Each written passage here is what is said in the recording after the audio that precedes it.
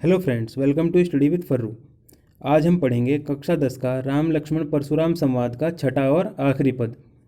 कहेउ लखन मुनि सीलु तुम्हारा, को नहीं जान विदित संसारा।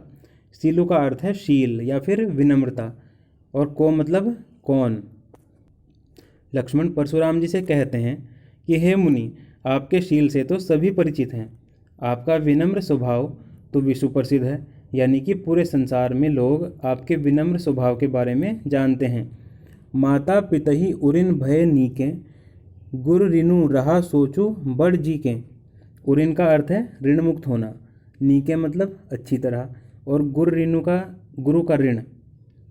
यहाँ पर लक्ष्मण कहते हैं कि आप अपने माता पिता के ऋण से तो मुक्त हो गए हैं, बस एक गुरु ऋण ही रह गया है जिसकी आपको बड़ी चिंता है। सो जनु हमरे ही माथे काढ़ा, दिन चली गए ब्याज बढ़ बाढ़ा। हमरे ही मतलब हमारे ही, काढ़ा मतलब सौंप देना, रख देना। बढ़ का मतलब होता है ज़्यादा, और बाढ़ा मतलब बढ़ गया है। यहाँ पर लक्ष्मण जी कहते हैं कि मानो वह गुरु का ऋण हमारे ही मत्थे मढ़ा था। लगता है आपने यह ऋण बहुत दिनों से नहीं चुकाया है, इसका तो ब्याज भी बहुत बढ़ गया होगा। अब आनियम बेवहरिया बोली, तुरंत देऊँ मैं थैली खोली। बेवहरिया का अर्थ है हिसाब करने वाला। फिर लक्ष्मण कहते हैं कि अब आप किसी हिसाब करने वाले व्यक्ति को बुला कर ले आइए, तब मैं तुरंत ही थैली खोलकर दे दूंगा। यानी कि आप वो हिसाब करके बता देगा कि कितना ब्याज हुआ है, और मैं तुरंत ही थैली खोलकर सिक्के दे दूंगा। सुनी कटु बचन कुठार सुधारा, हाय हाय सब सभा पुकारा। कटु का मतलब होता है कड़वा। लक्ष्मण जी की इतनी कड़वी बातें सुनकर परशुराम जी अपना फरसा संभालने लगते हैं, यानी कि अपना फरसा ठीक करने लगते हैं। यह देखकर जनक जी की सारी सभा में हाय हाय मच गई।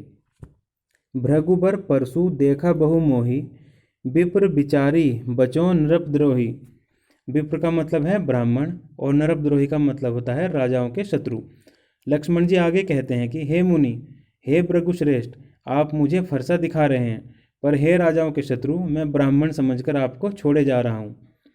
मिले न कबहूँ सुभट रन गाढ़े, द्विज देवता घर ही के बाढ़े। सुभट मतलब वीर योद्धा, और द्विज देवता का मतलब होता है ब्राह्मण देवता। आगे लक्ष्मण जी कहते हैं कि आपको अभी तक रण यानी कि युद्ध भूमि में विजयी होने वाले बलवान वीर नहीं मिले हैं। फिर लक्ष्मण जी परशुराम जी से कहते हैं कि हे ब्राह्मण देव, आप तो केवल घर में ही बड़े हैं, अर्थात आप तो सिर्फ अपनी ही दृष्टि में बड़े हैं। अनुचित कही सब लोग पुकारे, रघुपति सह नहीं लखनऊ निवारे। सह नहीं मतलब आँख के इशारे से, और निवारे का अर्थ होता है मना कर दिया, रोक दिया। लक्ष्मण जी की इन बातों को सुनकर सभा में बैठे हुए सभी लोग अनुचित है यह कहकर चिल्लाने लगते हैं, यानी कि लक्ष्मण को कहने लगते हैं कि तुम अनुचित बोल रहे हो। यह देखकर श्री राम जी इशारे से लक्ष्मण को रोक देते हैं, मना कर देते हैं बोलने से। लखन उतर आहुति सरिस भृगुबर कोपु कृसानु, बढ़त देखी जल सम बचन बोले रघुकुल भानु। कृसानु का अर्थ है अग्नि, और सम का मतलब होता है जैसे, और रघुकुल भानु मतलब श्री राम जी। लक्ष्मण द्वारा दिए गए उत्तर आहुति जैसे थे, जो परशुराम जी की क्रोध रूपी अग्नि को भड़काने के लिए पर्याप्त थे। यानी कि जो लक्ष्मण जी इतनी देर से उत्तर दिए जा रहे थे, वो परशुराम जी की क्रोध रूपी आग को और भड़का रहे थे, आहुति का काम कर रहे थे। जैसे कि हम आग में घी डालते हैं, घी की आहुति देते हैं, लक्ष्मण जी के उत्तर वही काम कर रहे थे। इन उत्तरों से परशुराम जी के क्रोध को और भी ज़्यादा बढ़ा दिया, किंतु रघुवंशी श्री राम अग्नि को शांत करने वाले जल के समान शांत वचन बोलने लगे।